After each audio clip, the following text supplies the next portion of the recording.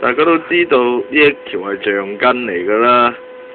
咁我哋細個啲小學嗰陣時，成日見到女同學都中意紮，除咗紮頭髮之外，仲有一樣嘢可以做，佢哋攞嚟跳橡筋繩㗎嘛。咁究竟嗰陣時嘅橡筋繩呢，就點做嘅呢？最簡單就係要揾咁大量嘅橡筋。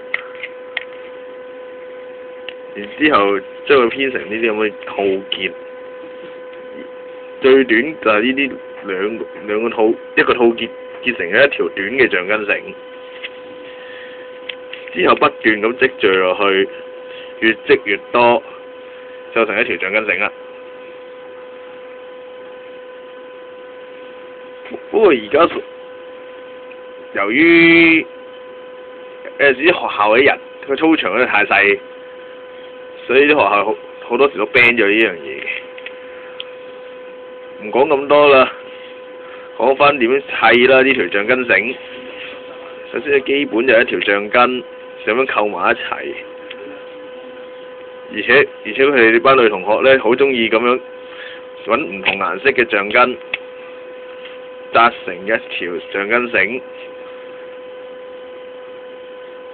為咗靚少少。色彩鮮豔少少喎，不過我覺得呢仲有第二個意思就係，由於呢橡筋繩咧拉得好行嘅時間，會近乎一個無色狀態嘅，咁所以如果加咗啲深顏色嘅橡筋落去咧，咁你會比較容易見到嗰條橡筋繩嘅位置啊。